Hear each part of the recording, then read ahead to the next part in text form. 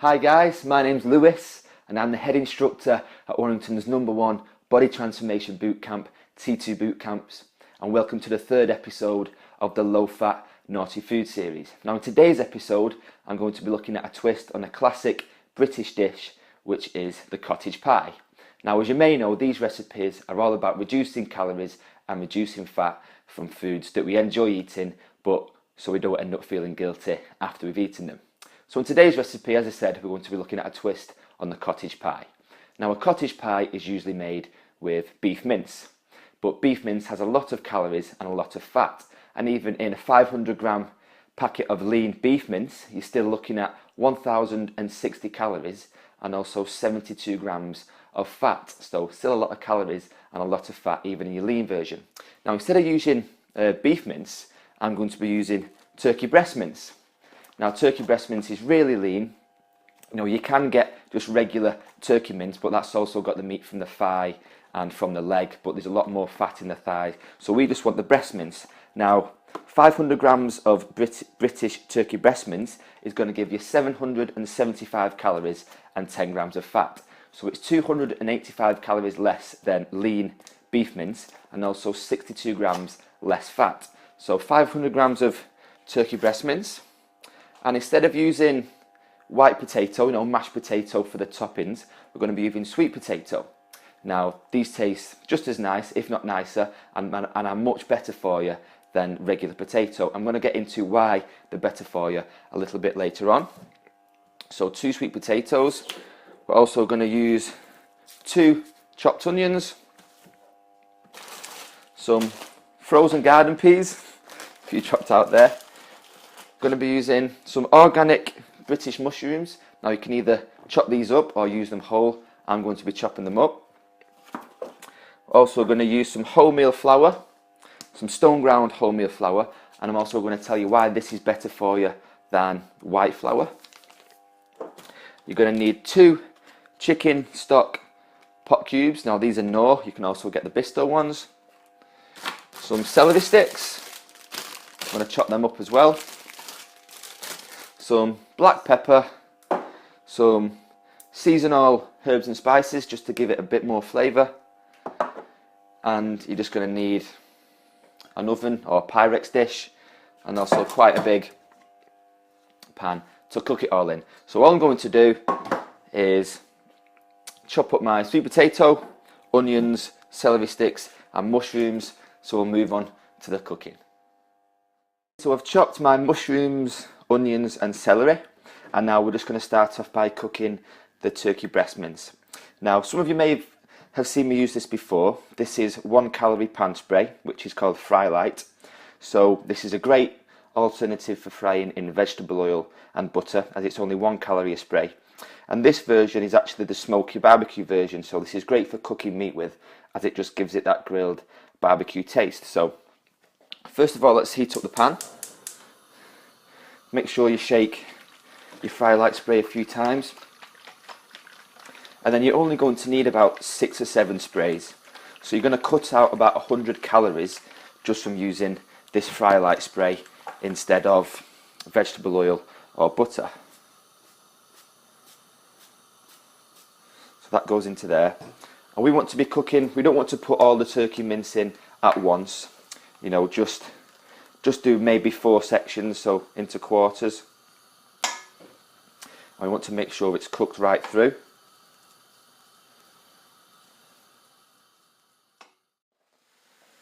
So all of the turkey's in there now.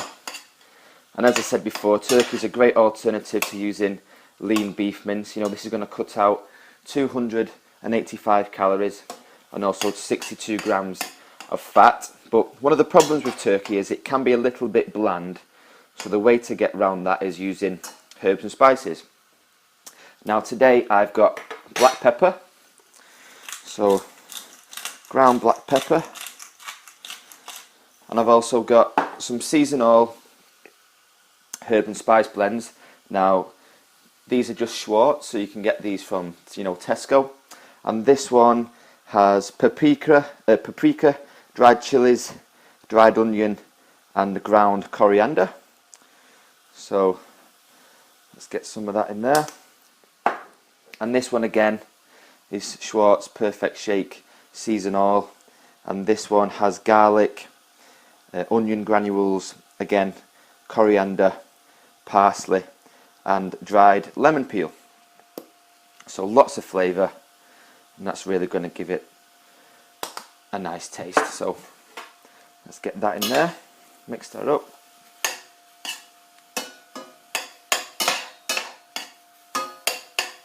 And then the next step is to just add your chopped mushrooms, chopped onions and celery. Now you can also use carrots, some people put cauliflower in there, broccoli, anything really. Okay guys, so there's the turkey, chopped mushrooms, celery and onion. Now the next step is to add your wholemeal flour. Now this is stoneground wholemeal flour from Tesco, and this is much better for you than white flour, and this is just going to thicken up the gravy for when we add the chicken stock. So you're going to need 3 dessert spoonfuls, and just pop that in the middle.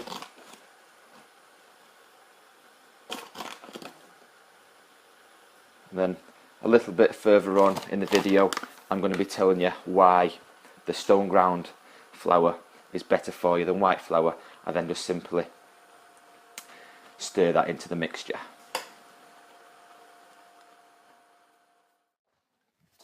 So the next step guys is going to be dissolving your chicken stock cubes, and you're going to need 2 chicken stock cubes. So I've got the Knorr ones, and you need to dissolve 2 in 900 millilitres of boiling water, and then that's just going to go into the pan. So that's going to go into there.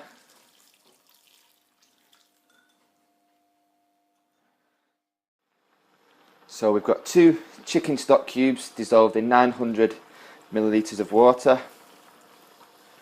and then you're just going to leave that to simmer guys for around 30 minutes, and that's going to reduce down. The flour is going to make the gravy nice and thick, and then we can move on to boiling our sweet potatoes. Okay guys, so that's been cooking for about 15 minutes, and as you can see it's really starting to thicken up. So another 15 minutes just simmering, and I've just peeled and chopped my sweet potatoes, so they're going to go on the boil for about 15 minutes until they're nice and soft, and we can put them into a mash.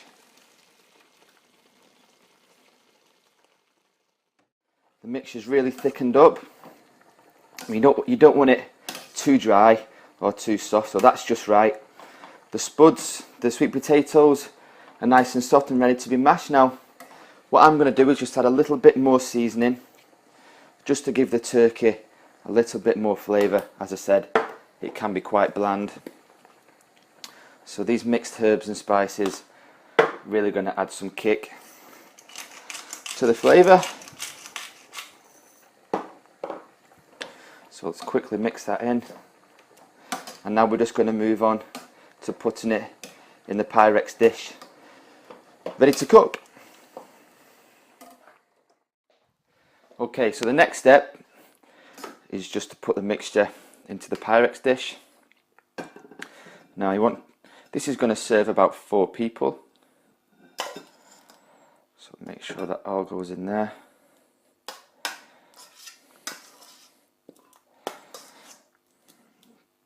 And you don't want it full right to the top, as it possibly will spill, so just about halfway, so there's enough room for the sweet potato mash to go on top of that. And all you need to do is just drain your potatoes, mash them up, and then put that on top of your meat mixture. Okay guys, so I've drained the water from the sweet potatoes. Try and get as much water off as possible, as you want the potatoes to be as dry as they possibly can. And then we're just going to go about mashing them up.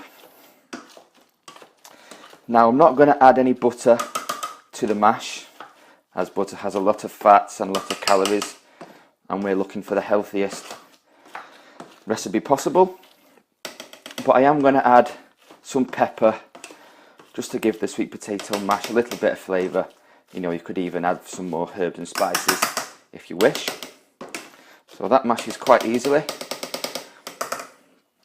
So let's just put a little bit of ground black pepper in there. And I will put a little bit of herbs and spices on there just to add to the flavour. So mix that up. And then that's just going to go on top of the mixture. Now, as I said, you don't want the mixture too wet, as the sweet potato will just sink in. So that's pretty much blob on. So just get that on top, and then we can just smooth it out with a fork so it's covering all of the meat.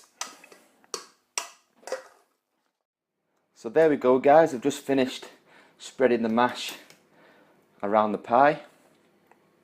Add a little bit more black pepper just for extra seasoning. Now that's ready to go into the oven for 30 minutes, set at 200 degrees.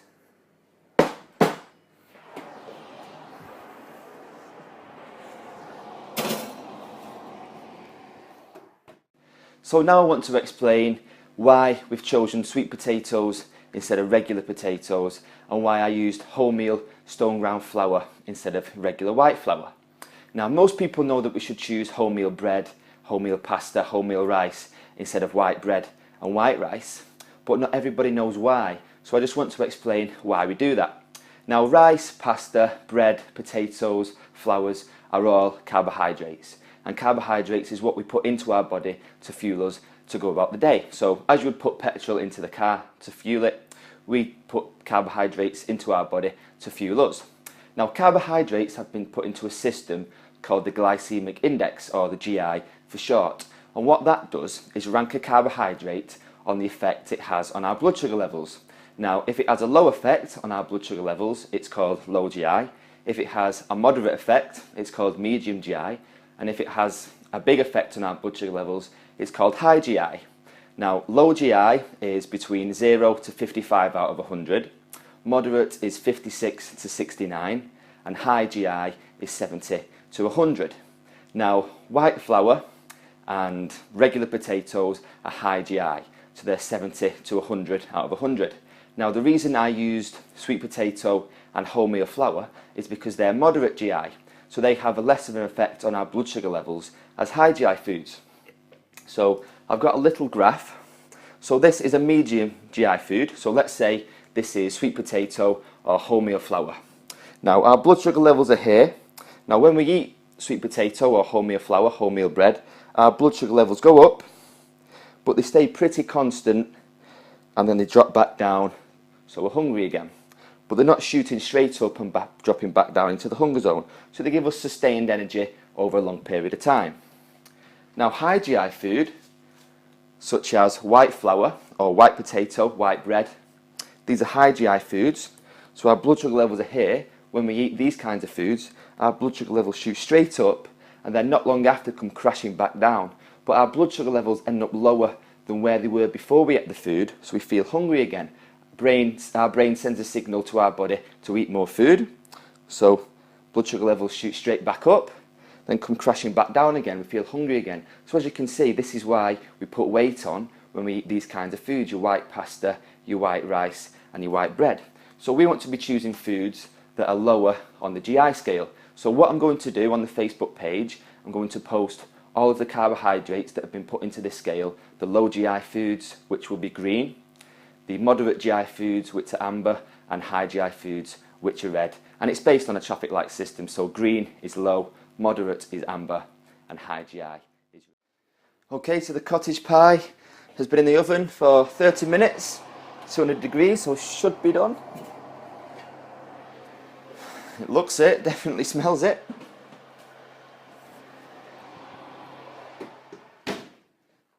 So last step is to dish it out.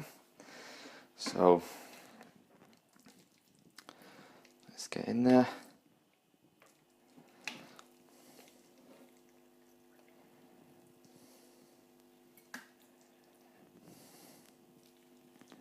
Nice and thick, not too runny, not too dry. Absolutely perfect.